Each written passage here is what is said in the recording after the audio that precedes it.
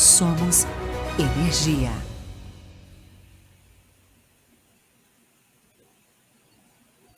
Olá, bom dia. Eu sou a Zeina Latifi, colunista do Jornal Globo, e você é a mediadora desse bate-papo, o primeiro da série Fórum IBP de Competitividade, uma iniciativa da Editora Globo em parceria com o Instituto Brasileiro de Petróleo e Gás e com transmissão pelo Valor Econômico.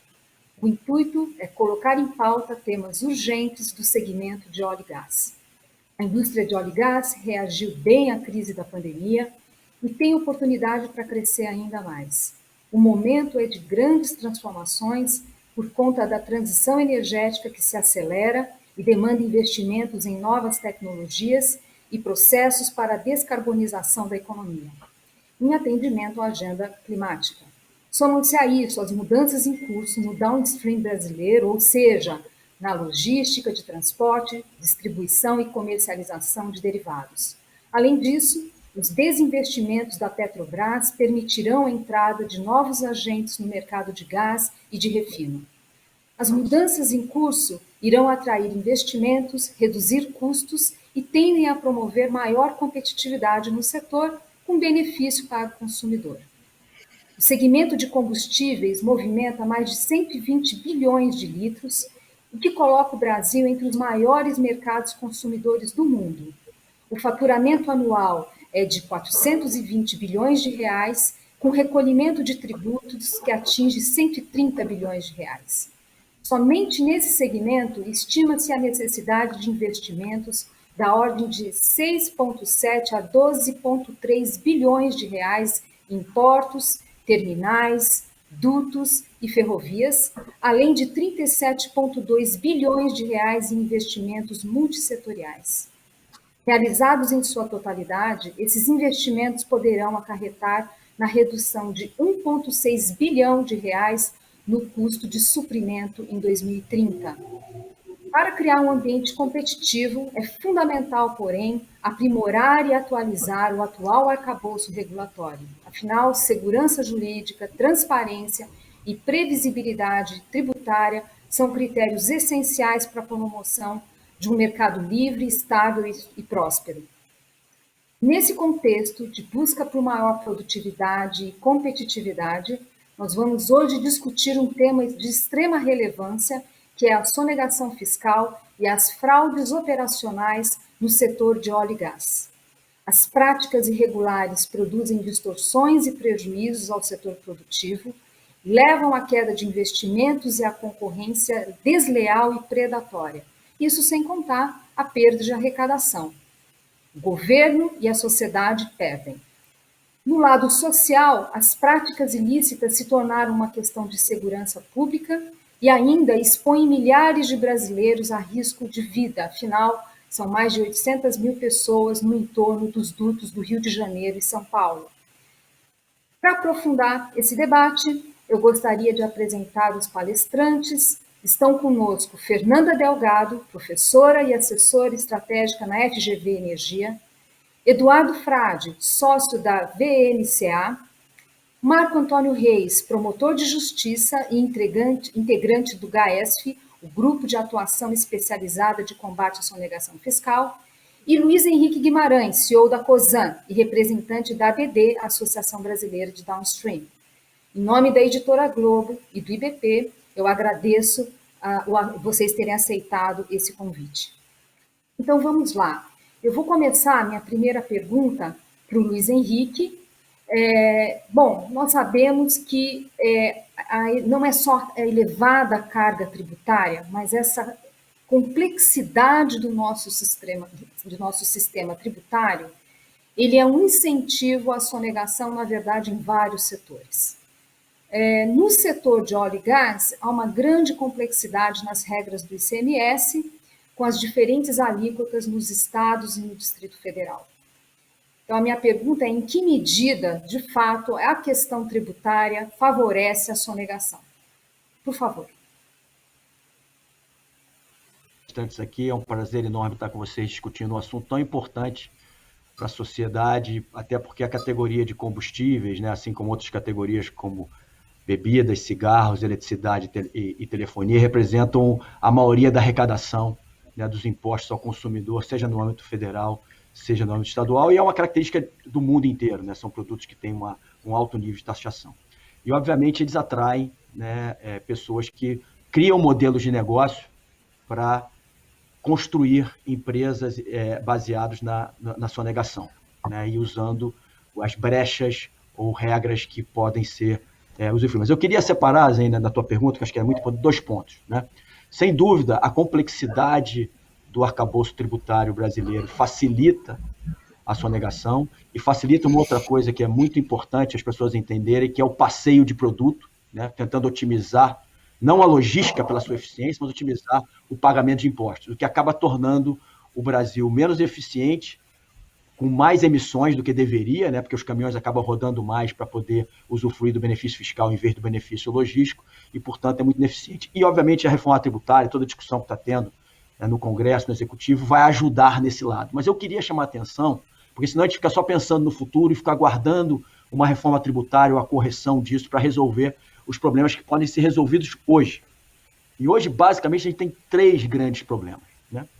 E eu gostaria de falar isso, que eu acho que é importante para o resto da discussão. O primeiro é a importação de nafta, usando uma brecha que foi criada para a importação de nafta petroquímica para o uso correto nas centrais petroquímicas, para poder transformar isso em gasolina e não pagar os impostos da gasolina, que são muito maiores que da nafta importada. Então, esse é o primeiro problema muito grande e que gera um pedaço grande dos mais de 24 bilhões de reais que não são pagos em impostos na categoria de combustíveis anualmente, né? Então, usando a conta que for usada na Previdência, né, Zene, você cobriu isso muito bem, são 240 bilhões de reais, pelo menos em 10 anos, né? Que dá aí um pouco menos de 30% do que, teoricamente, a reforma da Previdência vai economizar para o país. Então, são volumes muito altos. O segundo grande ilícito que acontece está ligado ao uso da Zona Franca de Manaus para importação de produtos combustíveis, diesel e gasolina, sem pagar os impostos federais, tá? Usando-se liminares, né?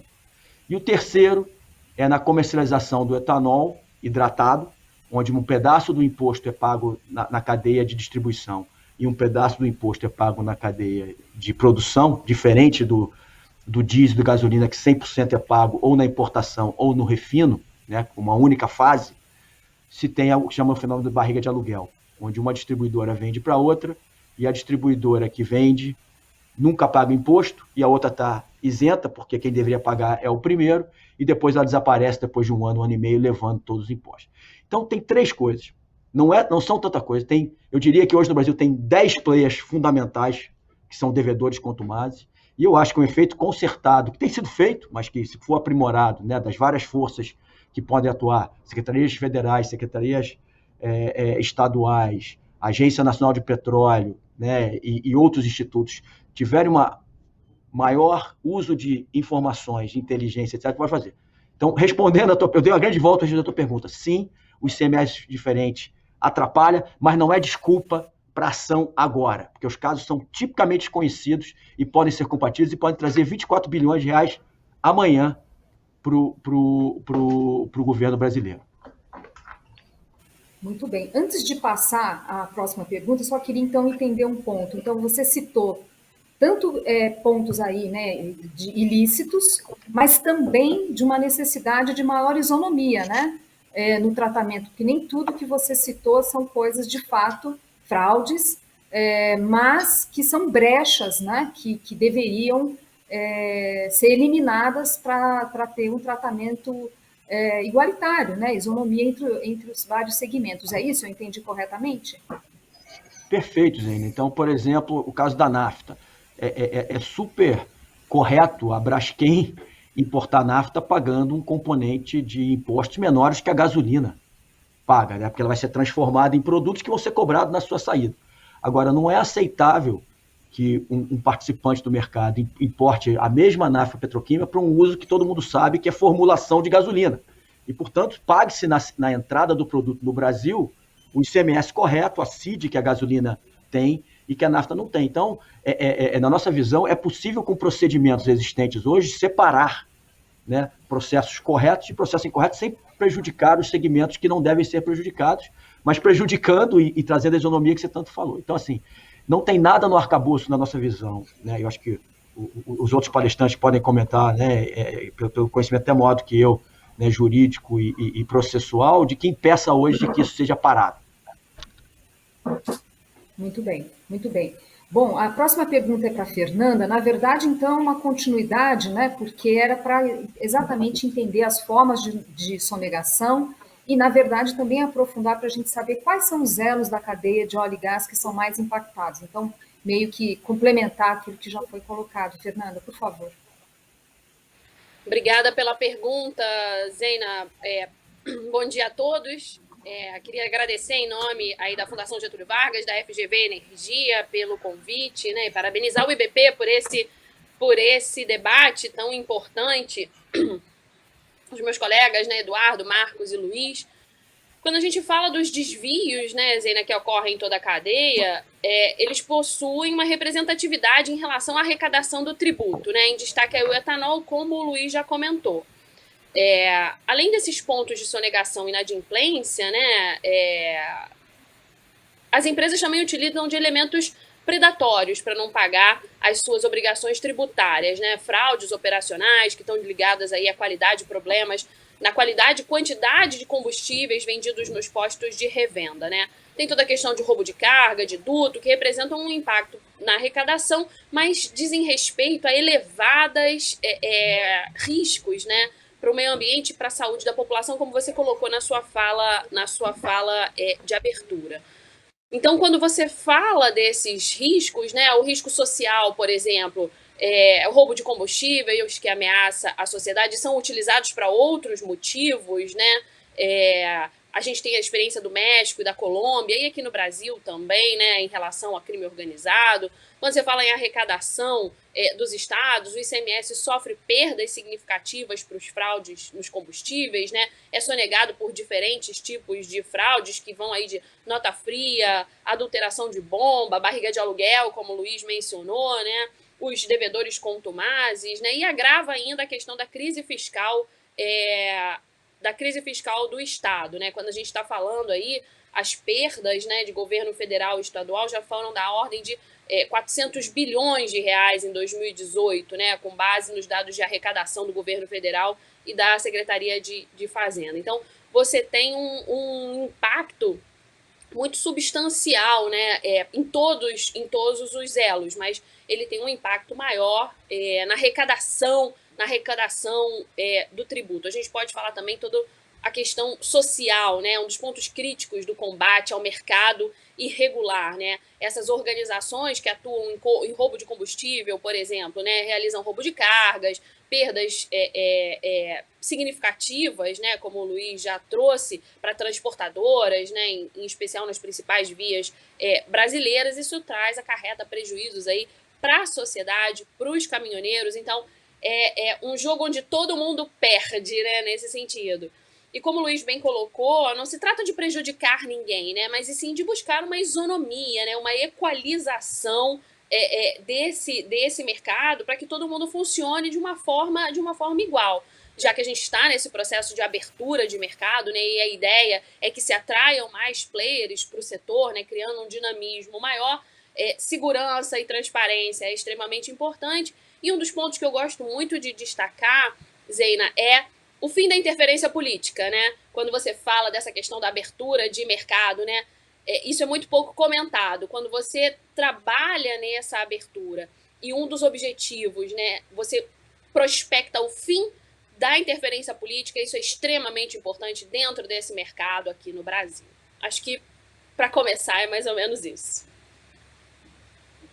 Eu também vou aproveitar, fazer um gancho aqui, inserir um ponto ainda para você, Fernanda, mas os outros, se quiserem também se manifestar. Nessa discussão de agenda ESG e o G de governança, vocês acham que novos valores em relação a essa questão de governança, uma sociedade mais atenta a esse tipo de coisa, vocês acham que isso pode ser um caminho para a gente mudar um pouco a mentalidade do país em relação à questão de fraudes? Vocês acham que é ingenuidade, é um caminho longo demais? Ou será que temos aí alguma chance de uma mudança de mentalidade em curso? Não sei se, Fernanda, você quer comentar ou os outros participantes. Fique à vontade. Posso comentar. Tá, sim, obrigada. O ESG veio para ficar, né? Então, as empresas que tiverem o seu environmental, social and governance cada vez mais levados a sério, né? Dentro do coração das companhias, melhor para a sociedade, melhor para a própria empresa. Então, cabe à sociedade civil organizada, né, pressionar para que esse tipo de coisa aconteça. Olha, vamos organizar esse governance, né? Vamos organizar essa questão social. Você tem mulheres no seu board, por exemplo, né? Isso é uma questão que me é muito cara. Você tem mulheres na sua diretoria. E como é toda a questão de segurança e transparência dentro das suas operações, né? Como você lida com essa parte de segurança e transparência. Eu acho que cabe a nós, aqui do lado de fora, uma pressão para que isso realmente introjecte dentro das companhias e passe a ser um componente de diferencial. Olha, tal distribuidora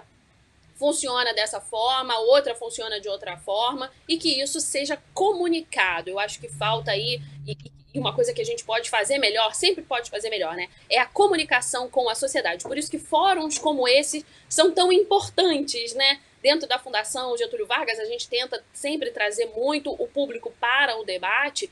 Quanto mais informada a sociedade, melhor ela consegue exigir formas mais justas de trabalhar. Então, como diz o Wilson, presidente da BR, né, o ESG é que vai separar meninos de homens, né, em relação ao funcionamento das empresas. Acho que o Luiz quer falar. Muito bem. Pois não. Zeina, posso pegar um gancho? Assim, acho que você levantou uma bola super importante, né? O que eu chamo da força do bem contra a força do mal, né? Eu acredito muito nisso, né? Porque uma sociedade, qualquer que seja, tem muito mais gente do bem do que gente do mal, né? Mas a gente acaba sendo rotulado, né? Ou driveado pela turma do mal em vez da turma do bem, né? Então é impossível que essa quantidade de dinheiro que nós estamos falando aqui não passe por a maioria das instituições financeiras brasileiras, né? E obviamente, as instituições financeiras brasileiras não estão fazendo por mal, mas às vezes, como foi muito bem falado aqui, estão mal informadas do que é isso. Então, assim, se a tropa do bem, que a mídia, as empresas que pagam impostos, os bancos, os escritórios de advocacia, fizerem um get to know your customer melhor, que faz parte do ESG, né, com quem você está lidando, que tipo de negócio você tem, seja seu fornecedor ou seu cliente, eu tenho certeza que teremos muito mais dificuldades para esses players utilizarem, porque é impossível que não tenha fechamento de câmbio nos principais bancos brasileiros, né? Porque está se pagando importação de produtos, né? E às vezes produtos procedentes de origens potencialmente embargadas, né? Que a gente, como Venezuela ou outros países embargados pelos Estados Unidos. Então, o meu apelo aqui, eu acho que a imprensa às vezes recebe anúncios de empresas dessas que querem ficar bem posicionadas, né? E comprar o goodwill da sociedade com investimento em ações que parecem muito bem feitas, né? Então, assim, eu acho que bem feito é pagar imposto, né? E deixa a sociedade decidir onde ela aloca o imposto, né? Então, assim, eu gosto muito desse teu approach, né? Porque a gente só vai resolver isso se for um esforço coletivo. Não dá para a gente botar toda a carga só nas secretarias de Fazenda, na Secretaria da Receita Federal ou nas agências, né? A sociedade inteira tem que contribuir. Não dá para fazer um discurso bacana de ESG na tua empresa e lidar com empresas que não estão fazendo as coisas direito, né? Então, essa é a intervenção que eu queria fazer. Obrigado pela oportunidade. Muito bem, muito bem. Bom, vamos seguir aqui então. A minha pergunta agora é para o Marco Antônio. Bom, em função dessa diversidade, né, de regras, de alíquotas de impostos, né, do ICMS, existem regiões que você vê com mais afetadas por fraudes e negociações? Como isso é distribuído no nosso território? Bom dia a todos, bom dia, Zeina. Obrigado pelo convite, né? Como já salientado pelos demais, é uma ocasião única, porque o tema merece debate. O que discutimos agora há pouco eu gosto de chamar de cidadania fiscal. Acho que é o único caminho. É preciso desenvolver uma cultura de cidadania fiscal. Todo o país de certa maneira, sofre com fraudes fiscais no setor de combustíveis, no setor de derivados. Inclusive, dentro do Ministério Público, o debate nacional entre todas as unidades da federação tem trazido sempre casos e mais casos de fraudes fiscais estruturadas, enfim, no âmbito do combate à sonegação fiscal. De modo que talvez demandaria um estudo um pouco mais minudenciado, estabelecer proporcionalmente qual é esse impacto. Mas é preciso dizer também que, no meu caso em particular, o estado do Rio de Janeiro, sem sombra de dúvidas, é um dos grandes estados impactados com a sonegação fiscal e as fraudes nesse setor de combustíveis. Em primeiro lugar, porque as alíquotas para o setor aqui no estado do Rio de Janeiro são insanas. Uma alíquota de 32%, por exemplo, em comparação com a alíquota de Minas Gerais, que é de 16%, e de São Paulo, que é de 12%. Naturalmente, existe no jargão econômico, que você conhece bem, associado a esse setor de derivado, uma certa inelasticidade do preço. E aliado à questão das altas alíquotas, isso naturalmente traz um grande atrativo para a sonegação fiscal dentro do estado do Rio de Janeiro, no sentido de que, claro, naturalmente, quanto maior a alíquota, maior o prêmio, entre aspas, pela sonegação. E, de certa maneira, também os grandes centros urbanos sofrem bastante com a sonegação fiscal, porque existe uma peculiaridade no setor, né? A partir do momento em que, por exemplo, um sonegador quer internalizar, vender o seu produto sem emissão de nota internamente, para não ter que pagar imposto, ele naturalmente se vale de uma rede de postos de combustíveis, como já salientado, não raro ligados, associados à criminalidade organizada, à milícia, às milícias, enfim. E, naturalmente, a partir do momento em que esse produto chega aos postos de gasolina, em menos de 24 horas ele já está sendo utilizado nos grandes centros, né? De modo que a gente poderia até, de maneira razoável, dizer que os grandes centros sofrem um pouco mais com isso, mas acredito que é algo generalizado. No caso do Rio de Janeiro em particular, resgatando esta questão das altas alíquotas, inclusive algo discutido no âmbito, já discutido no âmbito de CPIs aqui no Estado, enfim, chama a atenção, em especial, no contexto dos benefícios fiscais. Benefícios fiscais de ordem tributária, financeira, enfim, particularmente na utilização por empresas com mais práticas, no sentido de burlar a fiscalização por meio de emissão de notas fictas, notas com informações falsas, pretendendo fazer que uma revenda, que é o que acontece na realidade, torne-se uma circulação de mercadoria com a finalidade de industrialização. Um sem número de benefícios fiscais têm sido concedidos aqui no estado do Rio de Janeiro, não raro sem o atendimento aos requisitos legais imperiosos, não só da Lei de Responsabilidade Fiscal, mas as condições, as contrapartidas que devem acompanhar toda a política de concessão de benefícios fiscais, em que não só não se fiscaliza, ou a fiscalização é bastante precária, e isso ainda tem um peso ainda maior quando se trata de um setor, como já dito, que passa por uma transição, que possui as suas externalidades negativas, enquanto matriz energética. O benefício fiscal não atinge a sua finalidade, ou seja, o desenvolvimento da indústria, notadamente ali na região norte, noroeste do Fluminense, enfim, o benefício fiscal não atinge a sua finalidade e acaba gerando não só a renúncia de receita, gasto tributário, como também episódios, casos de sonegação fiscal.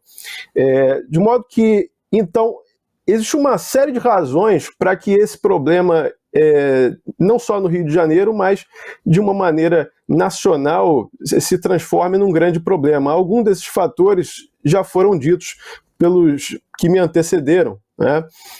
Aqui no Rio de Janeiro, como já dito, a alta alíquota funciona assim como um atrativo para a sonegação fiscal, mas também a política de concessão de benefícios fiscais sem atentar para a fiscalização devida das contrapartidas, das condições estabelecidas, a ausência de um planejamento fiscal, a ausência de uma fiscalização inteligente. Eu gostaria muito de abordar essa questão aqui. O Luiz, quero crer, já a salientou na sua primeira passagem.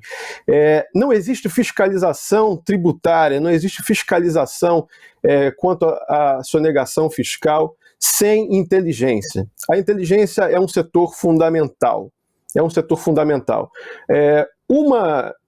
Entre as tipologias de fraudes que ocorrem dentro do setor, notadamente está também a fraude na entrada, como eu gosto de dizer, a fraude na barreira fiscal. Hoje em dia, basicamente, na era da criptomoeda, na era das offshores, enfim, é absolutamente inviável combater sonegação fiscal apenas através da utilização de mão de obra humana, do destacamento de agentes para trabalharem nas barreiras fiscais, como se costuma chamar, como se costuma dizer. Na era da tecnologia, é preciso sim haver um monitoramento eletrônico robusto nas fronteiras, é possível e é preciso a utilização de inteligência, porque é só a inteligência que vai conseguir visualizar a cadeia como um todo, numa visão holística. É só a inteligência que vai conseguir, através do levantamento do volume de emissão de notas fiscais, quais são os parceiros que aquela empresa tem, qual é o tipo de análise contábil feita. Só a inteligência vai ser capaz de dizer por que razão uma determinada empresa busca importar ou busca adquirir um determinado produto no setor de combustíveis e derivados em outra unidade da federação e não no atacado local, por exemplo. É só a inteligência que vai nos dizer, de maneira mais clara, vai ter a visão holística de todo esse processo, de todas as tipologias de fraude que acontecem desde o momento do ingresso da mercadoria, seja no território nacional ou seja na unidade federativa em questão, pode ser no Rio de Janeiro, mas pode ser em qualquer outra, até o momento em que essa fraude segue um rumo de, digamos assim, de se livrar daquela mercadoria sem ter que pagar um imposto, o que tem gerado, por exemplo, que sempre gerou problemas de divergências de estoque e registros de inventário nas empresas. Essa é uma das tipologias de fraude, naturalmente. Enfim, há várias outras, inclusive o envolvimento com a própria criminalidade organizada. Uma das maneiras de se livrar, digamos assim, desse produto é simplesmente vender sem nota fiscal de maneira local para postos de combustíveis que não raros estão associados, sim, à criminalidade organizada, que servem para a lavagem de dinheiro. Isso quando não são dominados, não são possuídos por estas mesmas organizações criminosas. O que, como dito, é um jogo de perde-perde e não de ganha-ganha. É importante o seu ponto, por exemplo, na questão das isenções. A gente tem no Brasil tantas políticas de incentivo, tantas políticas públicas que não atingem o seu objetivo, que geram ineficiências na economia, que pesam nos cofres públicos. Então, sem dúvida, há uma lição de casa a se fazer, né, pelos estados para avaliar essas estruturas todas. E muito interessante seu ponto sobre o uso de inteligência, de tecnologias, principalmente porque já se tornou um problema de segurança pública e seria muito importante o poder público conter esse movimento, né? Porque as consequências podem ser ainda mais graves. Muito importante seus pontos. Bom, eu vou perguntar agora para o Eduardo o seguinte: claro, a sonegação, essas fraudes, elas acabam impactando a concorrência no setor, você tem concorrência desleal entre empresas, enfim. Queria sua avaliação sobre isso e qual o entendimento do CAD sobre o assunto. Bom dia a todos. Obrigado, Zena, pela pergunta. É importante destacar, primeiramente, né, que a gente tem que ter em mente que existem empresas que têm como verdadeiro modelo de negócio concorrencial não pagar tributos, né? É diferente de uma mera sonegação, é o que o STF cunhou como macrodelinquência fiscal reiterada. E aí veja o impacto disso, né? Se você tem um mercado, né, como o mercado de combustíveis, vamos pegar o preço final da gasolina C, como chega para o consumidor final, né? 4,5% disso é margem do distribuidor, 10% é margem do revendedor, 43% é tributo. Então, se uma empresa não paga tributos, ou ao menos parte disso, você vê o impacto disso sobre uma vantagem competitiva imbatível que essa empresa ganha de forma desleal em relação aos seus concorrentes, né? Na verdade, num mercado em que as margens são tão apertadas, né, um distribuidor e um revendedor têm uma capacidade quase impossível de reagir a uma vantagem competitiva dessa monta, né? O preço praticado pelo fraudador tem um custo muito abaixo do custo mínimo de qualquer um concorrente consegue praticar. E aí você vê essa vantagem competitiva gera ganhos para essa empresa fraudadora, enquanto gera perdas substanciais para os concorrentes que pagam seus impostos em dia, né? Os efeitos disso sobre a concorrência é uma distorção imensa do que seria a concorrência saudável nesse mercado, com base em quem é mais eficiente, quem é menos eficiente, quem faz um preço mais baixo, quem faz um preço mais alto, ganha aquele que frauda mais, né? Isso é um problema gravíssimo, é o que se chama um primeiro efeito aqui, que é o que a gente chama de seleção adversa, muito ruim para a concorrência, muito ruim para a fazenda.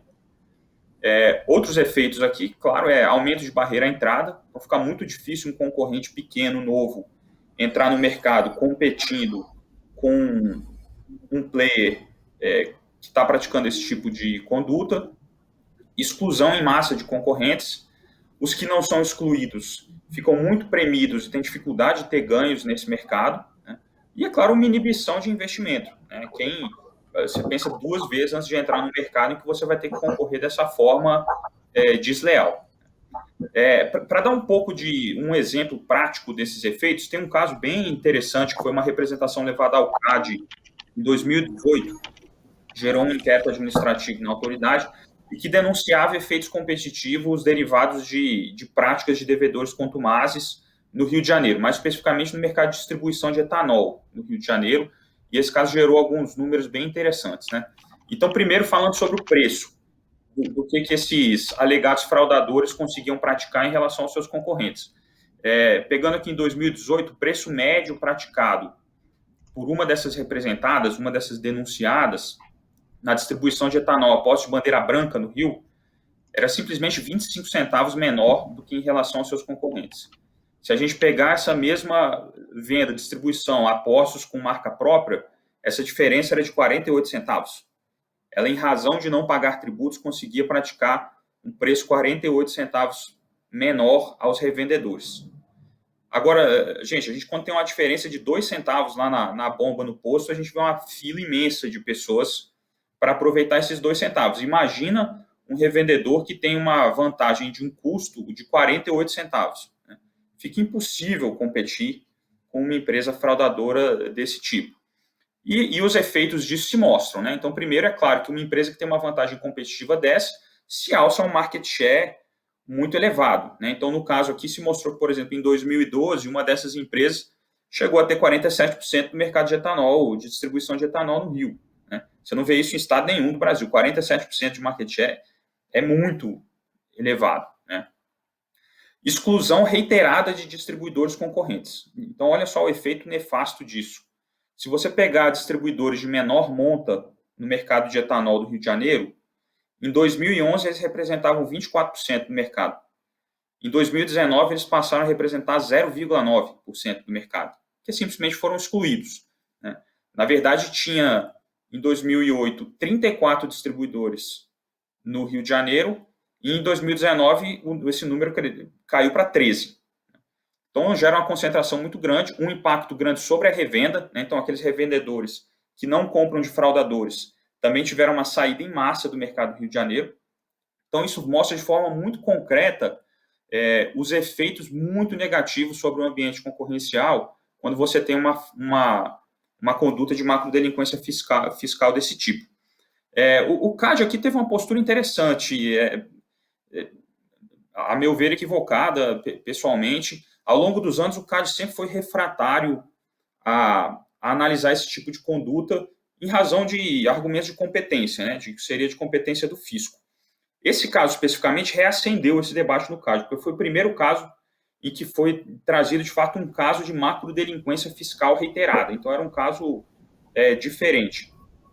Por 4-3 ali, ou seja, bem dividido o conselho, o CAD novamente decidiu não seguir com essa investigação. Uma mistura de razões de prova, mas especialmente razões de competência.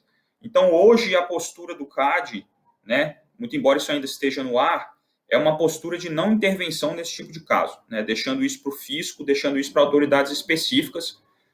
Isso é uma mensagem relevante porque acaba dando um peso maior para outros tipos de fiscalização e medidas por outros agentes, já que a gente não está tendo a Autoridade de Defesa da Concorrência brasileira tomando para si isso como uma competência, uma parte relevante da sua prática.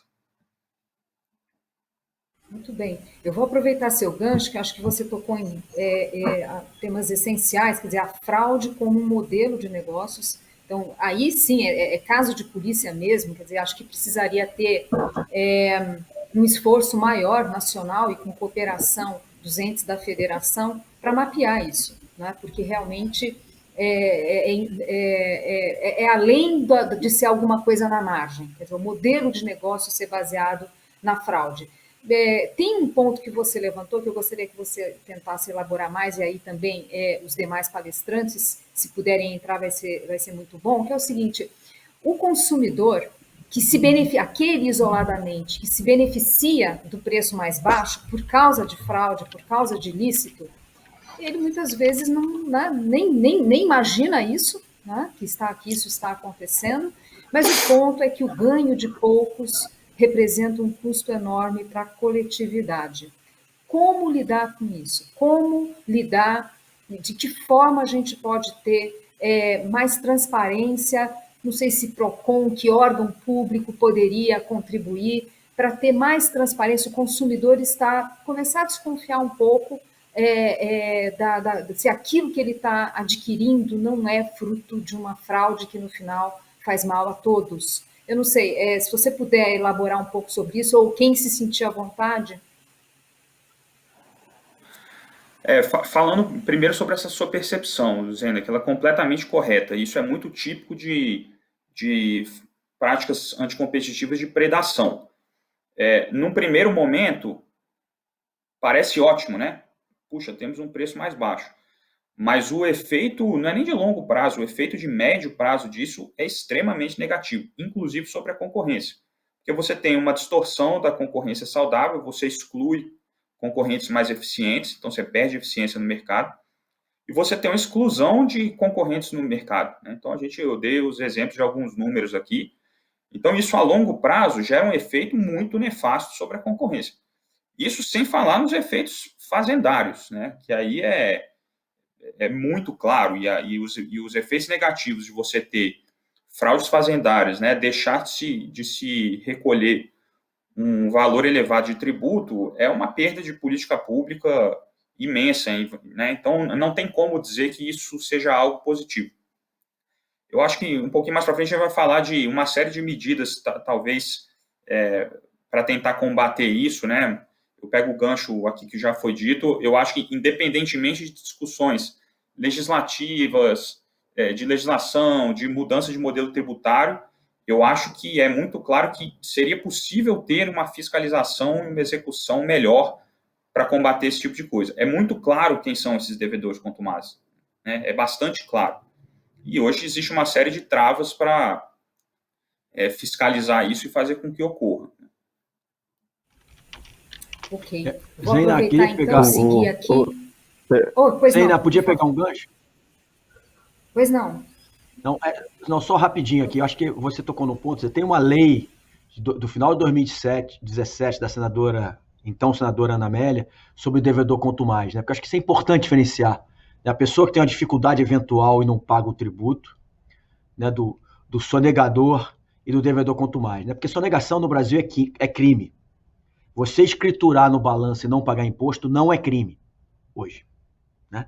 Então, é uma diferença sutil, acho que quem está vendo a gente aqui fala, mas é a mesma coisa. Não é a mesma coisa, né? Uma coisa é o cara não escriturar e, portanto, ele está sonegando, e aí as penalidades são bastante duras no Brasil, né? E a outra é a questão do devedor quanto mais. Então, acho que a urgência de aprovação dessa lei seria fundamental, né, para que ela pudesse ser atuada. A segunda coisa que eu queria chamar a atenção é que esse problema saiu do varejo para o atacado. Quero dizer o seguinte, se você pegar alguns anos atrás, era um posto ali, um outro posto aqui, um pequeno distribuidor ali, outro aqui. Esse negócio, como todo negócio, né, ele tende a concentrar, né, porque tem escala, tem eficiência, tem know-how. Então, hoje esse negócio concentrou em poucos players, como eu falei, cabe em 2 mãos, né? E como eu acho que foi muito bem falado aqui, com o uso de tecnologia, não adianta ir lá fiscalizar 44 mil postos no Brasil, isso é enxugar gelo. Né? Tem alguns postos que tem problema, mas a grande maioria trabalha muito bem, é honesto, os vendedores são sérios, né? É uma turma que trabalha duro, 24 horas, né? Com toda a atividade pública. Tem 10 ou menos agentes que com tecnologia a gente consegue pegar. Hoje fala, né, como você falou muito bem aqui, blockchain, né? Criptomoeda, todos os radares das rodovias hoje privatizadas, a grande maioria pode registrar, passar, tem balanças dinâmicas, tem nota fiscal eletrônica. Então, assim, se tiver o mínimo de regulação, boa vontade, foco, a gente resolve esse problema. Tem problemas muito mais difíceis no Brasil de resolver. O problema da bebida e do cigarro é muito mais difícil, porque o cigarro e a bebida cabem em qualquer carro de mudança ou mala de uma Zafira. Entreguei minha idade aqui, Zafira, agora é Spin, né? O combustível não cabe, tem que ser um caminhão específico com certas características que só cabe líquido. Então, assim, tem como fazer, se olhar o trabalho que a cidade de São Paulo está fazendo em termos de controle dos resíduos ambientais, né, de lixos químicos ambientais, e o controle que foi criado usando blockchain, dá para replicar muito fácil em combustível. Então, assim, eu acho que esse debate, e o IBP, a ABD, a Fundação Getúlio Vargas, todos aqui, eu acho que a gente botar energia nisso, e tem uma resolução do CNPE sobre isso, né? O CNPE tem uma resolução dizendo que combate à sonegação de combustível é prioridade nacional. Então, é agora arregaçar a manga e fazer. Muito bem. Bom, eu vou jogar a bola agora para o Marco Antônio, nessa linha, para saber a visão dos ilícitos, né? Como o GAESP atua para combater a sonegação, e aí também colocar uma pergunta da Tatiana Salles, que é a questão da governança dos órgãos de controle. Como ajudar no combate à sonegação? Quer dizer, como o poder público, né, nos seus órgãos de controle, pode agir para né, contribuir aí no combate à sonegação. Por favor, Marco. Sim, grato pela pergunta. O debate está realmente muito bom. O GAESF é o grupo de atuação especializada no combate à sonegação fiscal e aos ilícitos tributários. Ele atua fundamentalmente sob o ponto de vista da receita, sob o ponto de vista de aperfeiçoar e se valer de instrumentos para obter mais receita. Atua sob a perspectiva criminal e também atua sob a perspectiva civil. Vamos tentar separar bem essas frentes. No que tange à atuação criminal do GAESF, geralmente ela se dá a partir do encaminhamento de uma representação fiscal para fins penais, que é um documento produzido pelas autoridades fazendárias, não só com autuação, mas também com indícios de crimes contra a ordem tributária. São os crimes da Lei 8.137 de 1990.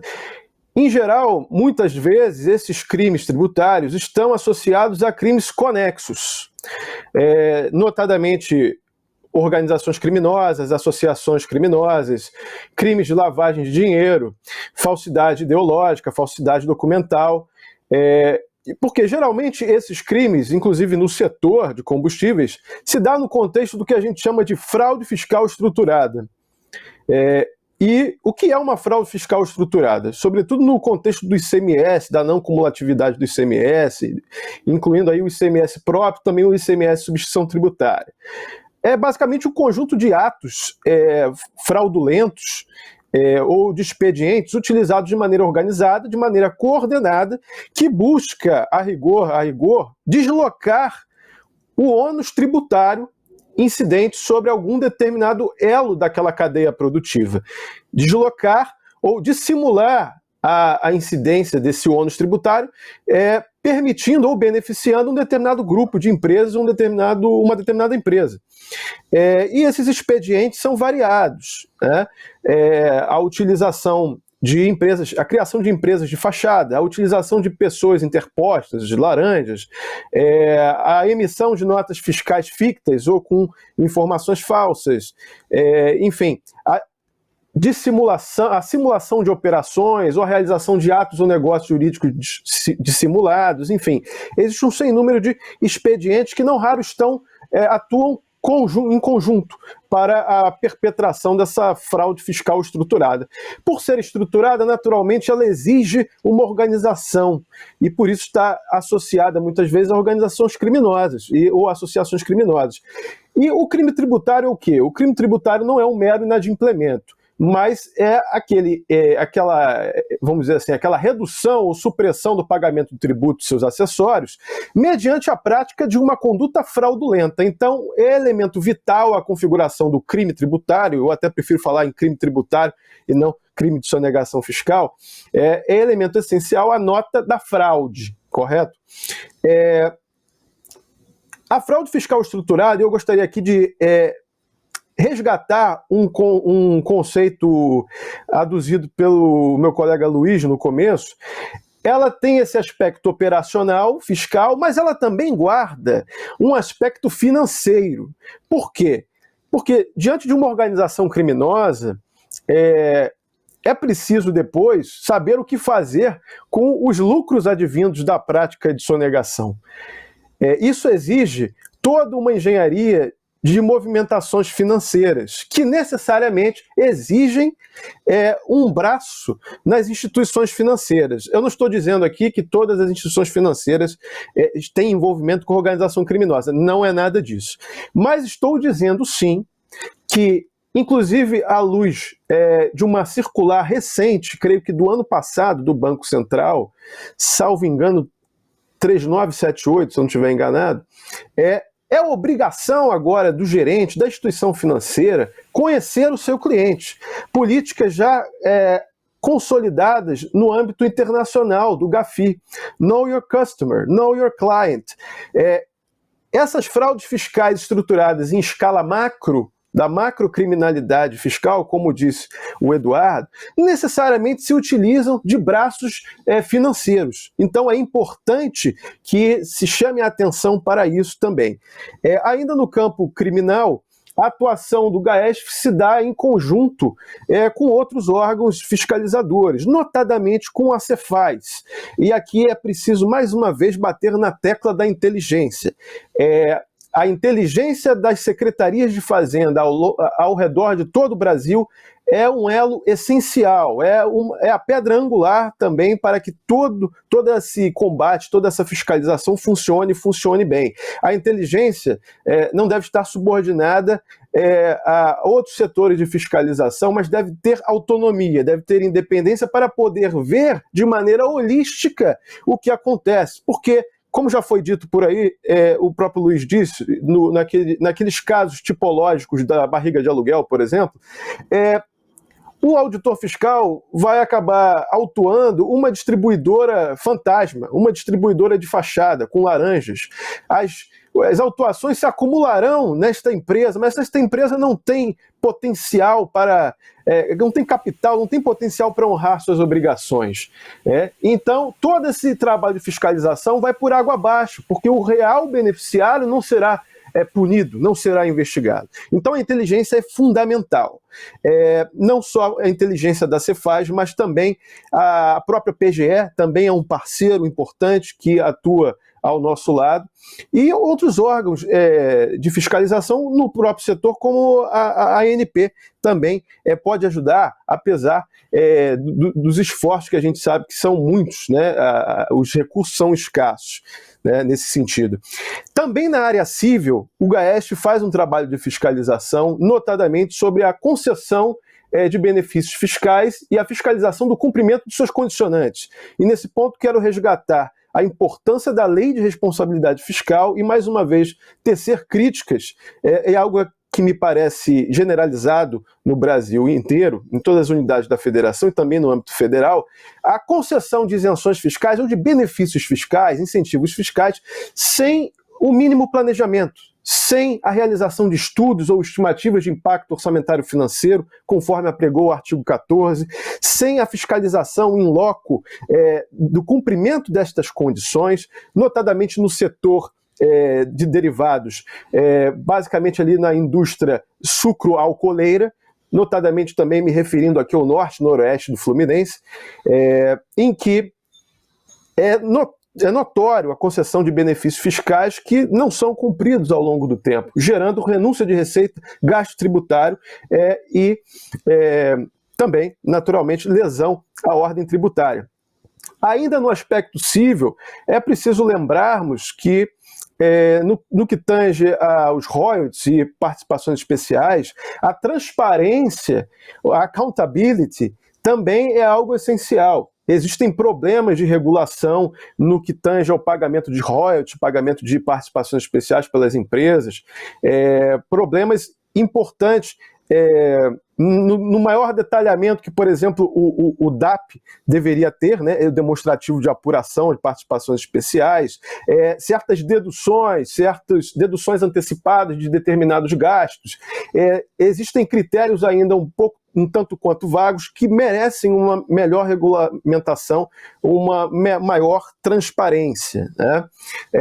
A fraude fiscal estruturada, já voltando aqui para a minha linha, tem basicamente algumas tipologias clássicas que vão sofrer pouca variação. A fraude na entrada, na barreira fiscal, ou seja, aqui o objetivo do fraudador é não recolher o ICMS-ST, e aí a fraude vai acabar consistindo na declaração de que a circulação do derivado é para uma outra finalidade, é um insumo para a indústria química, como, por exemplo, algo para produtos de limpeza, impermeabilizante, dissimulando aí a finalidade, né? Outro tipo de fraude que acontece também muito é a questão, essa mesma questão, mas aí no contexto da utilização de benefícios fiscais, e ainda essa questão da barriga de aluguel, a simulação de que a circulação de mercadorias se dá para outras unidades federativas, quando na verdade se livra-se da mercadoria no âmbito interno, vendendo-se sem nota ou maquiando a questão de estoque, né? No que diz respeito ao que podemos fazer em relação a isso, mais uma vez, eu vou discordar, aí vou pedir vênia para discordar do meu colega Luiz, que tem trazido ótimas ponderações.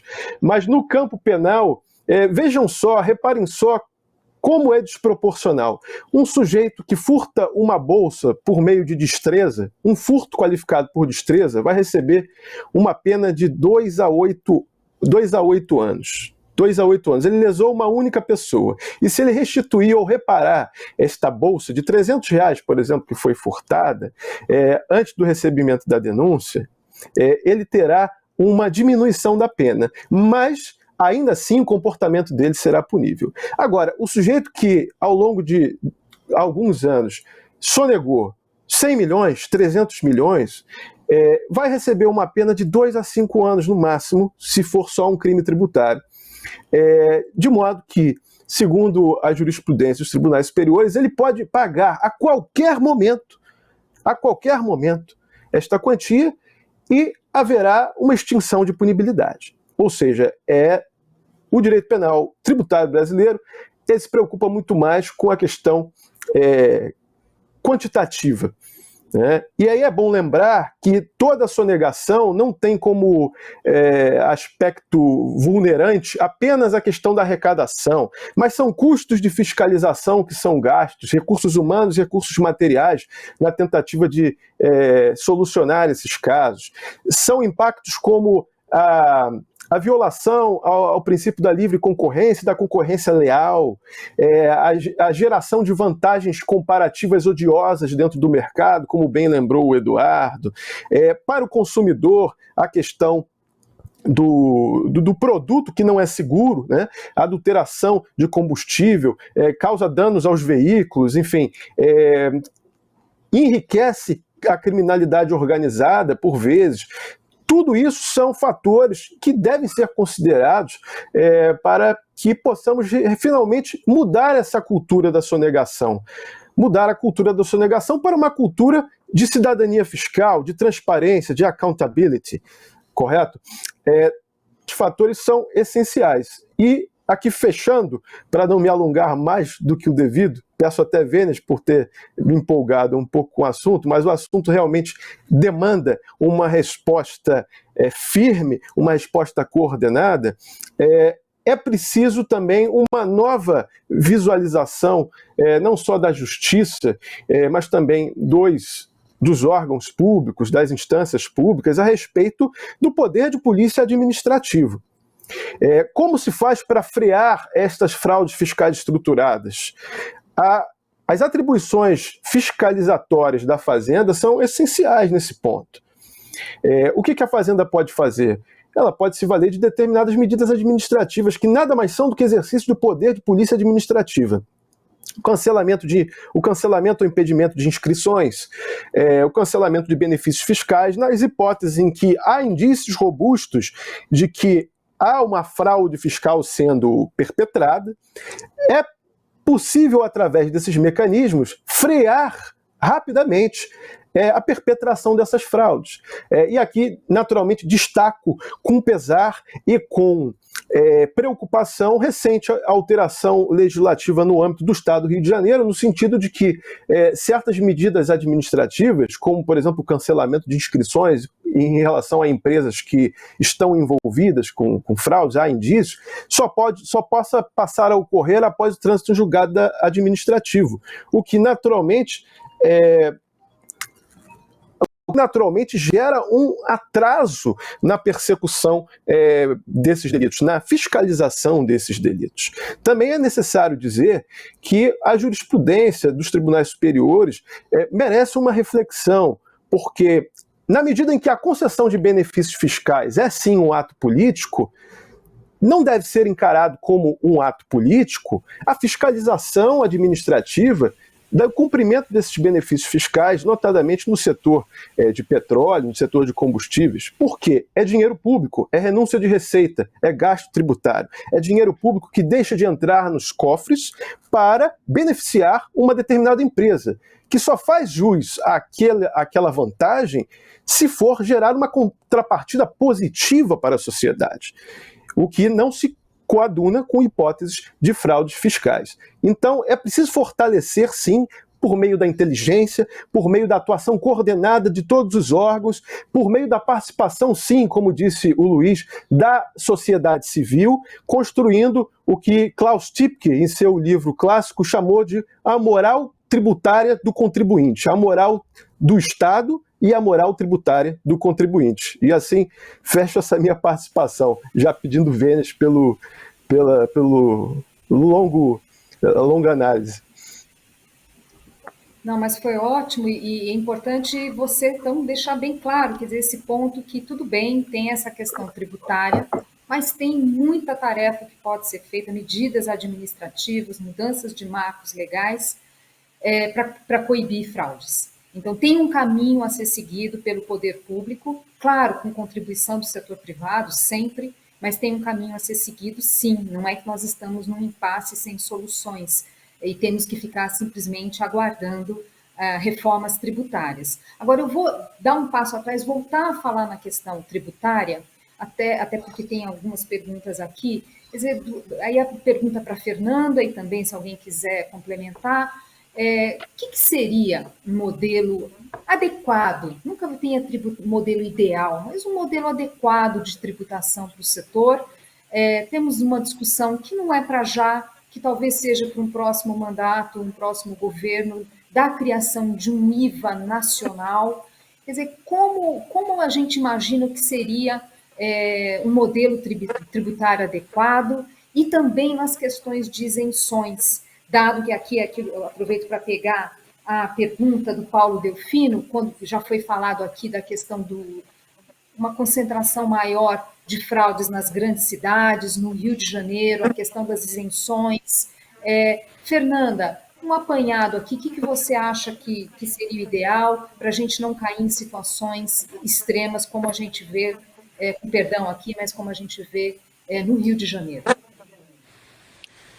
Obrigada pela pergunta, Zeina. Bom, depois da fala do Marcos, fica muito pouco para a gente comentar, né? Depois de tudo que ele colocou, mas eu queria resgatar um ponto que foi mencionado antes de entrar na sua pergunta, né? E na pergunta de quem nos assiste, que, na verdade, essa questão de gerenciamento pelo lado da demanda, né? Você exigir que o consumidor ele verifique que aquele preço é muito baixo, que ele desconfie, que ele busque um outro posto para abastecer, eu acho que não é por aí que a gente deve atacar, né, a questão.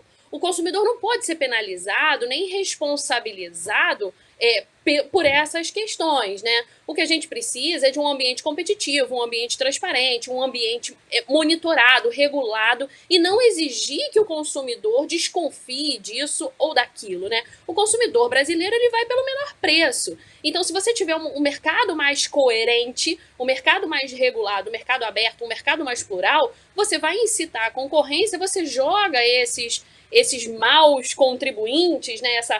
Esses macrodelinquentes, eu acho que foi a palavra que o Marcos usou, você joga eles para fora, porque você consegue atender o consumidor. Então, não gosto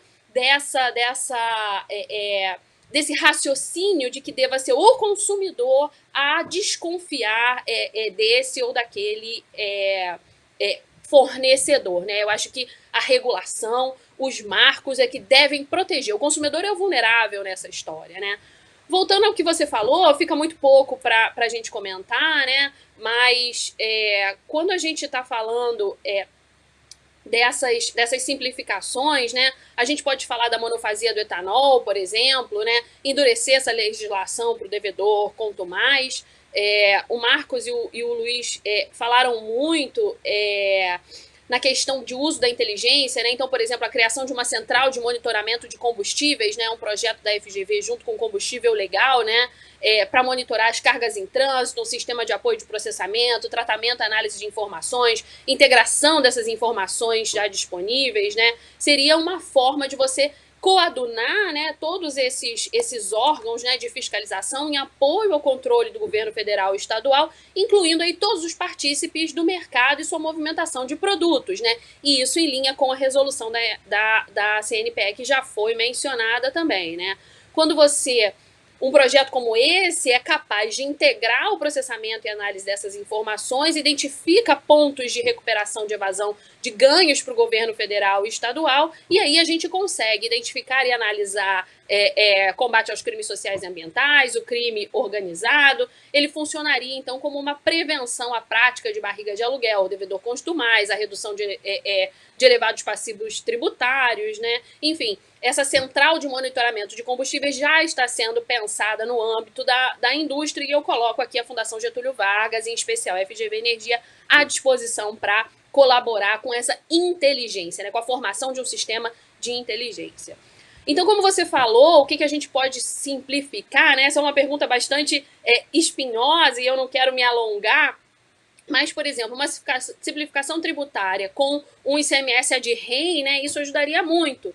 E só para esclarecer, né, essa tributação ad rem, por exemplo, ela é baseada em quantidades, né, e não por alíquotas de valor, né, é o contrário do ad valorem, né. Então, ao invés de você aplicar um percentual incidente ao valor a um determinado valor, você aplica um valor fixo, né. Isso simplifica a vida, né? E simplifica a guerra, né? Como a gente fala na Marinha. E você consegue uma assimetria, uma redução dessa assimetria. Acho que por aí, né? Fora toda a organização da questão, como eu falei, da monofasia, digitalização de bombas nos postos, monitoramento dos volumes, né, com um documento único, por exemplo, monitoramento desses desvios de finalidade de importação de combustíveis, como o Luiz falou lá no início, né, isso são discussões que merecem um destaque maior do que se discutir, por exemplo, a inserção de uma bandeira genérica, uma bomba genérica dentro do posto de combustível bandeirado, né? Então, acho que as discussões elas estão deslocadas de foco no momento. Eu acho que essa seria a minha contribuição para essa discussão. E sempre lembrar que o vulnerável nessa história é o consumidor, né? Ele não pode ser penalizado e ser alocado a ele a obrigatoriedade de buscar o lugar menos fraudulento nesse sentido. Isso que eu queria ponderar. Muito bem. Eu vou só colocar um ponto aqui, até porque eu levantei essa bola, é mais no sentido do consumidor ter mais consciência do que está acontecendo, né? Claro. Com informação, né? Quanto mais informação a gente tiver sobre o que está acontecendo no setor, mais maduro vai estar o nosso consumidor para tomar essas decisões. E nessas questões de fraude, lamentavelmente, é algo bastante disseminado no país, né? Então, precisamos de uma sociedade mais preparada e que atue contra esse tipo de coisa, não premie a fraude, é mais nesse sentido da educação do consumidor, né? Eu vou puxar aqui, Luiz, Henrique, uma pergunta para você, que é o seguinte: ficou muito claro na fala de todos aqui que esses ilícitos todos compõem, lamentavelmente, o nosso custo Brasil, né? Então, possivelmente, a gente tem muitas consequências sobre investimentos. Já foi citado aqui a questão de concentração do setor, players que desistem, né? Queria ouvir um pouquinho o que você pode trazer para a gente sobre o quanto isso prejudica investimentos no país, as consequências sobre a estrutura produtiva e, obviamente, sobre a concorrência no setor. O que você escuta dos investidores em relação a essa questão? Excelente pergunta, dizendo assim, dado o tamanho da movimentação, como foi colocado aqui, são 120 bilhões de litros movimentados no país, né, um dos top 10 mercados do mundo, a maneira de reduzir custo real é você usando modais de alto volume, né, que são dutos, ferrovias, instalações mais bem equipadas, etc. Né? É dessa maneira que a gente consegue reduzir custo, e é o que acontece no mundo inteiro. Infelizmente, quando você olha no Brasil, né, a nossa malha dutoviária de combustíveis líquidos, seja para etanol, diesel, gasolina, querosene de aviação, GLP, etc., é muito pequena, né? E basicamente ela é composta pelos investimentos que a Petrobras fez nos últimos anos para interligar as suas operações e um único investimento privado, que é a Logon, né, que transporta etanol no interior de São Paulo, Minas, e chega através da conexão com a Petrobras no Rio de Janeiro. E eu queria dar um exemplo, que eu acho que o Marco cobriu muito bem ali, sobre as questões de barreiras fiscais e todo o processo, e subsídios ou incentivos fiscais, né? No ano 2020, o volume transportado pela Logon por duto para o Rio de Janeiro, dado que o incentivo no Rio de Janeiro para a produção de etanol local, que não cresceu nada, subiu, reduziu em quase 30%. Quando esse modal custa quase 40% mais barato que o modal alternativo, que é o modal rodoviário, por caminhão. Por quê? Porque quando você bota o produto no duto, você não consegue fazer a fraude fiscal, né? Que você vai botar o produto no duto lá em Araraquara, ou vai botar o produto no duto em Ribeirão Preto, ele vai chegar no Rio de Janeiro, né? Quando você passa para o caminhão, você pode escolher o horário melhor, pode fazer uma via secundária e passar. Então, o ponto, Zênia, é que daria para reduzir o custo de transporte no Brasil de maneira significativa, e aí eu estou dizendo algo em torno de 3, 4, 5 centavos por litro, que é bastante significativa, se usassem muito mais a ferrovia e dutos. E para isso acontecer, teriam que ser feitos novos investimentos, e esses investimentos em infraestrutura, como todo mundo conhece, necessitam contratos, né, de garantia de transporte, né, os famosos take-or-pay e ship-or-pay, que ninguém vai tomar o risco de fazer esse investimento com a confusão fiscal e, de certa maneira, de devedores quanto mais que acontece hoje no Brasil. Então, a gente está perdendo uma oportunidade enorme de reduzir pegada de carbono, que é muito mais importante, né, nesse novo mundo que a gente está lidando, reduzir custo de fato, que vai reduzir no final o preço para o consumidor final, e tem hoje empresas, investidores internacionais prontos para fazer isso, mas tem essa insegurança pelo fato de não saber o que pode acontecer, como eu dei o exemplo do Rio de Janeiro, né, que mudou uma lei que aumentou ainda mais o imposto do etanol no Rio de Janeiro, que já é o maior do Brasil disparado, se eu não me engano, 32%, cujo produto produzido no Brasil, ele volta com o imposto quase total, e aí paga 6%. Então, o que tem de produto produzido em São Paulo, que na prática passa por campos para trocar nota, ou nem trocar nota, troca eletrônica, é enorme, né? O que distorce completamente o mercado. Então, assim, privatização das refinas da Petrobras, privação de portos, aumento da estrutura de ferrovia do Brasil para escoamento de grãos e da indústria agroindustrial, tem tudo para tornar o mercado brasileiro de downstream um mercado extremamente competitivo e de muito baixo custo. Basta, de novo, a gente focar em interromper o sucesso desses 10 devedores contumazes que a gente tem no Brasil. Eu vou continuar com você. Como você enxerga hoje a visão do poder público? Quer dizer, como você percebe já iniciativas para combater práticas ilícitas, as fraudes operacionais, e aí puxando para a questão do transporte de derivados. Você vê movimentações, você vê algo acontecendo, ou a gente está ainda num estágio muito inicial, muito tímido ainda?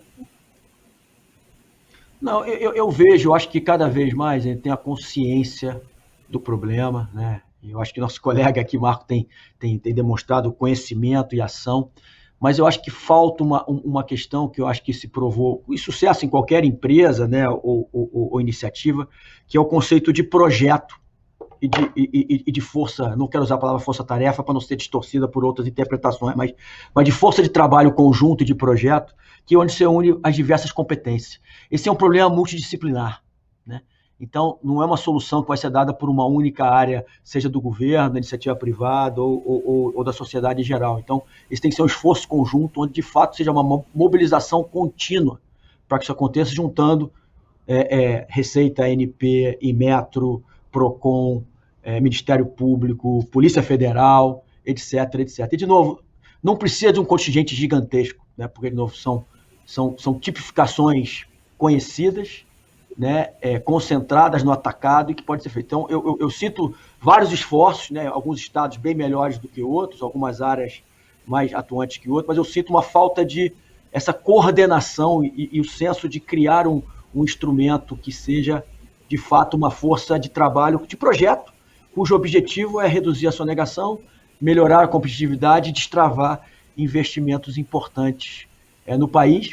Eu acho também que, citado pelo Marco aqui, a gente até recentemente, né, foi criado, foi expandido, né, o Instituto Combustível Legal, que é uma instituição sem fins lucrativos, obviamente, mas para apoiar com inteligência, trabalho e técnica, né, do ponto de vista privado do setor e desvinculado de qualquer discussão regulatória, né, e foi confeccionado um parecer recentemente mostrando que o administrador público, né, o responsável público, tem sim, nas suas decisões regulatórias ou de autorizações de importação, que olhar o aspecto fiscal, porque essa é uma bola muito dividida. Você vai numa agência e ele fala assim, não, a parte fiscal não é comigo, é com a Receita, né? Mas eu acho que está claro hoje, a gente ofereceu nos últimos dias aí esse parecer, né, do professor Carlos Ari, né, mostrando claramente que é responsabilidade, sim, né, do Instituto Público, né, do administrador público, de olhar o todo. Eu vou te dar um exemplo, para mim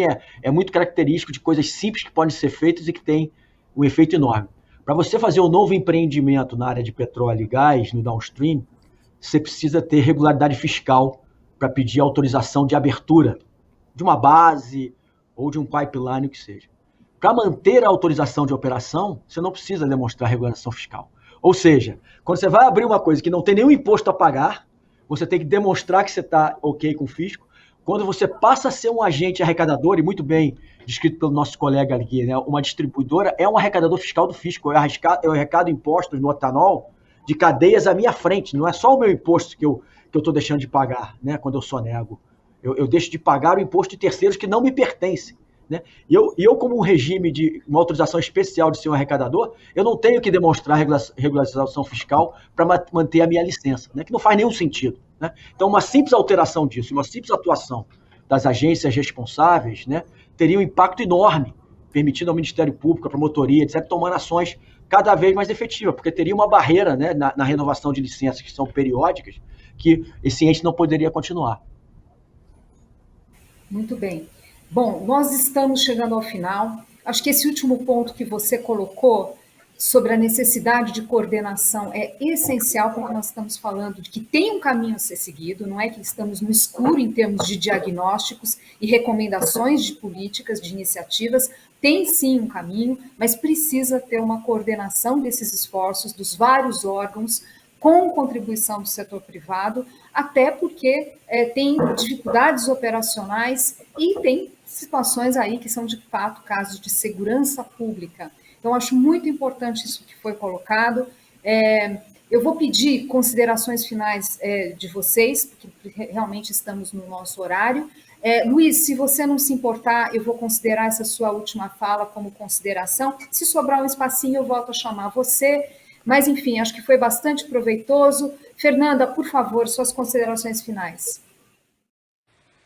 Obrigada, Zênia. Eu queria agradecer, em nome da Fundação Getúlio Vargas, da FGV Energia, esse convite. Novamente, coloco a FGV à disposição para essas discussões. Eu queria só ressaltar esse ponto que o Luiz trouxe, né, e você arrematou. A gente sabe quem são os devedores, como o Luiz colocou, a gente sabe onde ocorrem as fraudes, a gente sabe tudo que acontece na importação, tudo que acontece na distribuição, tudo que acontece em relação a roubo de carga. Isso é sabido, né? Sabe-se onde estão esses problemas. Falta um planejamento de como atacar essas situações, né? Como o Luiz também mencionou muito bem. De uma forma geral, né? Você tem muitas iniciativas esparsas, mas você não tem um esforço coadunado, né? Você não tem um planejamento que olhe a situação como um todo, que abrace essa causa, né? E traga o problema para si. Não, esse problema é meu e eu vou resolvê-lo. Enquanto a gente não tiver uma instância planejadora nesse sentido, a gente vai continuar com essas discussões, a gente vai continuar com essas iniciativas esparçadas, e a gente vai estar aqui ano que vem, e no outro ano discutindo exatamente as mesmas coisas. Então, a gente pode aproveitar essa abertura de mercado, todo esse movimento regulatório, jurídico, né, que acontece agora, e trazer as questões realmente relevantes e implementar as ações que a gente sabe que devem ser feitas, como o próprio Marcos trouxe muito bem na sua fala. Então, minha consideração final seria isso, um pouco mais de ações efetivas, né, nesse sentido, e agradecer mais uma vez esse convite. Eduardo, por favor, suas considerações finais. Eu vou fazer um remarque aqui, Zé, enfim, falando um pouco do que poderia ser feito para corrigir distorções de competitividade, né, de concorrência nesse setor, e trazendo para o tema que a gente está falando hoje, porque ele é um dos centrais nesse sentido, né. A gente está falando de uma sonegação anual imensa, como já foi destacado aqui. É o primeiro item de arrecadação dos estados brasileiros. Então, esse deveria ser o principal tema de preocupação dos estados brasileiros, né?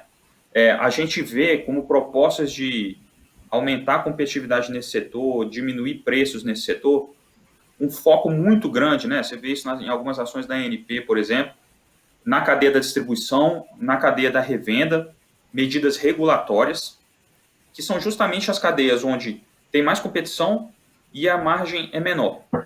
Ao mesmo tempo, a gente vê o elo do refino, né, respondendo por 30% da composição do preço da gasolina, e os tributos respondendo por 43% do preço da gasolina. Então fica muito claro onde deveria ser atacado questões de competitividade, né? No refino, que de certa forma está sendo feito isso, com os desenvolvimentos que a Petrobras vai fazer, e o problema do não recolhimento e da sonegação de tributos, né, que é o custo principal aí que compõe o preço. E esse conjunto de fatores deveria fazer com que este fosse o foco principal de ataque do poder público, né? E o que poderia ser feito, né? O que mais poderia estar sendo feito? Falou-se de várias coisas aqui, mas só para resumir algumas, né? Monofasia, unificação de alíquota do ICMS, transformação do ICMS em ad-rem, maior engajamento do poder público, né, contra a prática de sonegação fiscal, especialmente as contumazes. Eu acho que esse talvez tenha sido o ponto mais tratado aqui hoje, uma necessidade de coordenação dos agentes públicos, uma necessidade de maior inteligência para atacar esse problema. Isso inclui a cassação de inscrições estaduais de devedores contumazes, e pensando numa perspectiva de futuro, que eu acho que a gente fala pouco aqui hoje, os projetos de lei de devedores contumazes, né? Tem lá o PLS 284, PL 1646, que, enfim, pode ter seus pontos de falha ali a serem discutidos, mas que tem um potencial de tornar muito mais fácil e mais ágil o combate a devedores contumazes no Brasil. Esses seriam os pontos que eu destacaria. Perfeito, muito bom, muito bom. Luiz, você gostaria... Perdão, Marco Antônio, você gostaria de fazer suas considerações finais? Sim. Mais uma vez, acho que a iniciativa é absolutamente fundamental e é um dos mecanismos para a construção de cidadania fiscal, de conformidade fiscal, tributária, compliance, é colocar estas ideias para debate, massificar estas ideias para que elas cheguem a todos da cadeia produtiva, todos os interessados, e a título de resumo, basicamente dizer, corroborar, confirmar o que já foi dito, né? O problema da sonegação fiscal no setor de combustíveis em particular é um problema que merece uma visão legislativa, uma alteração legislativa, seja no sentido da simplificação dos tributos, notadamente aqui do ICMS, como os meus colegas que me antecederam, muito melhor do que eu, conhecem e já expuseram, a necessidade da utilização do poder de polícia administrativa fiscal, como bem salientado pelo Eduardo, através de um sem número de instrumentos administrativos que podem e devem ser utilizados, sob pena de desidratação da fiscalização tributária. Nesse particular, quero frisar e quero fazer menção à lei nos conformes de São Paulo, que é uma ótima lei, o cancelamento de inscrições, impedimento de inscrições, cancelamento ou cassação de benefícios, a não autorização, a necessidade de autorização prévia de emissão de notas fiscais para empresas envolvidas com essas práticas, a necessidade de dotar de maior transparência essas informações fiscais, a declaração das informações fiscais, como bem salientado pelo Luiz também, a necessidade, sim, de uma conceituação legal a respeito do que é o devedor contumaz. A decisão do Supremo Tribunal Federal não resolve todos os problemas, existem alguns pontos, inclusive, discutíveis, embora não seja aqui o caso minudenciá-los, mas é necessário, sim, uma segurança jurídica a respeito do que é devedor contumaz e o que não é devedor contumaz. E, para arrematar, eu gostaria de mais uma vez citar Klaus Tipke, um jurista alemão, na sua célebre obra A Moral Tributária do Estado e a Moral do Contribuinte. Ele basicamente diz, como já foi dito aqui, que existem perfis diferentes de contribuintes, né? Existem diferentes tipos de moral tributária para o contribuinte, né? Uma delas é a do chamado homo economicus, ou do free rider, né? Sem concordar, sem discordar do que já foi dito aqui, acho que o foco em relação ao consumidor é o desenvolvimento dessa cidadania.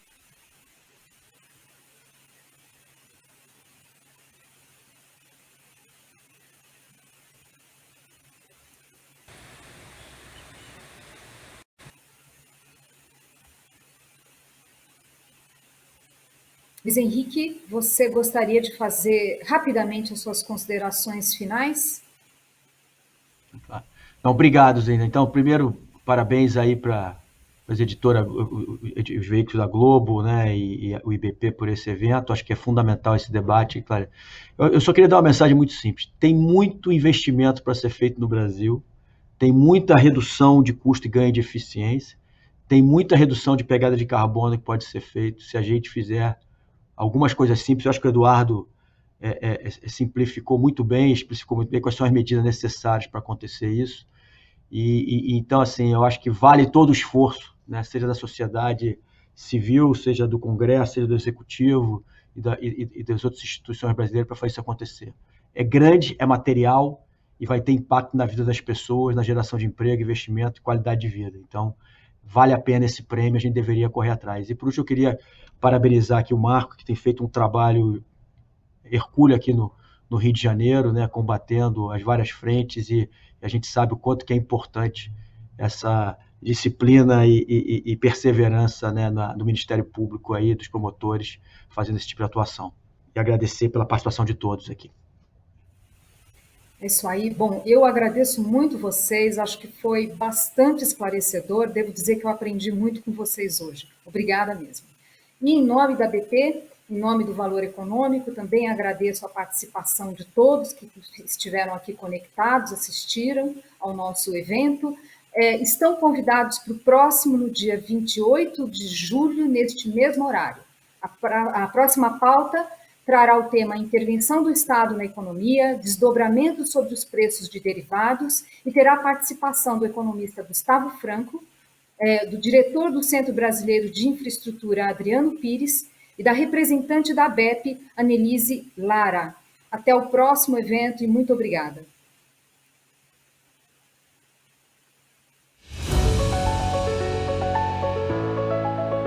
A força de cuidar de quem a gente gosta, mesmo em tempos difíceis, é essencial.